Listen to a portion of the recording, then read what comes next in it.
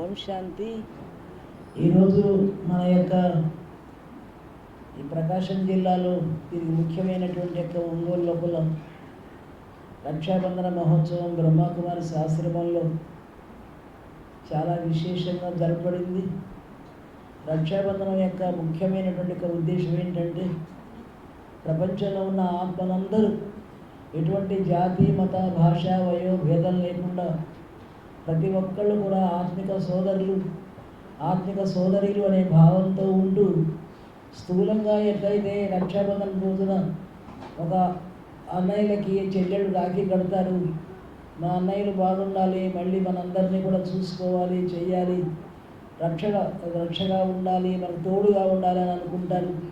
కానీ ఇక్కడ పరమాత్మ ఏం చెప్తారంటే బ్రహ్మకుమారి ఆశ్రమంలో చెప్పే ముఖ్యమైన విషయం ఏంటంటే ప్రతి ఒక్కళ్ళు కూడా ప్రతి ఒక్కరిని కూడా ఆత్మిక సోదరులుగా భావించి తమ యొక్క పరమాత్మని యొక్క బిడ్డలైనటువంటి ఈ అక్కయ్యల ద్వారా ఈ రాఖీ కడుతున్నారని భావించి కేవలం ఈ స్థూలమైనటువంటి రాఖీ ఒక అన్నాచెల్లెల సంబంధమే కాకుండా విశ్వ సోదర భావము విశ్వ సోదరి భావంతో ప్రతి ఒక్కళ్ళ లోపల కూడా ఆరోగ్యం బాగుండాలి, వాళ్ళకి ధన సంపద కూడా బాగుండాలి, వాళ్ళకి ప్రపంచం లోపల ప్రసిద్ధమైనటువంటి దివ్య గుణాలు రావాలి, ఆ దివ్య గుణాల యొక్క ఆ కానుకని ప్రపంచంలో వాళ్ళకి అందరికీ ఇవ్వాలి, అందరూ శాంతిగా ఉండాలి, సుభిక్షంగా ఉండాలి, ఆనందంగా ఉండాలి అనేక భావనతోటి ఒక రక్షరేఖ, ఒక ధర్మరేఖ, ఒక కళ్యాణ రేఖ అట్లాంటి కంకణం కట్టుకోమని, ఆ కంకణం కట్టుకొని ప్రతిజ్ఞ చేయమని చెప్పారని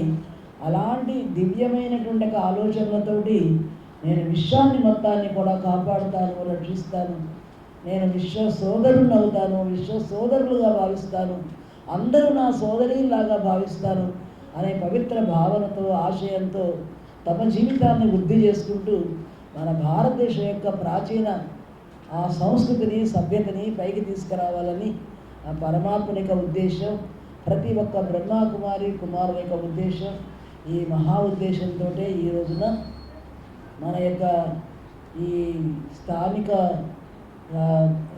తిరుమల తిరుపతి దేవస్థానం కళ్యాణ మండపం ఎదురుగుండా ఈ పవిత్రమైనటువంటి రక్షాబంధన మహోత్సవం ఆశ్రమంలో జరపబడింది.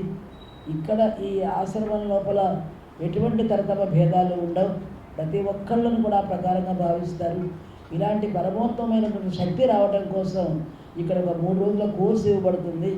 దాంట్లో ఆత్మజ్ఞానం, పరమాత్మ జ్ఞానం, ఈ విశ్వ కళ్యాణకారి కర్తవ్యం అన్నీ బోధిస్తారు. కాబట్టి మీ యొక్క అమూల్యమైన సమయాన్ని ఇక్కడికి వచ్చి తెలుసుకొని పవిత్రమైన రాఖీని కూడా మీరు తీసుకోవచ్చు.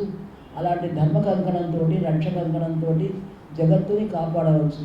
అలాంటి శుభమైన ఆశయంతో మీరందరూ అన్నయ్యలు అక్కయ్యలు మాతలు ఉండాలని, ప్రతి ఒక్కళ్ళు జగన్మాతలుగా జగత్ కళ్యాణకారి కర్తల్లాగా కావాలని మేము శుభాశయంతో ఓం శాంతి.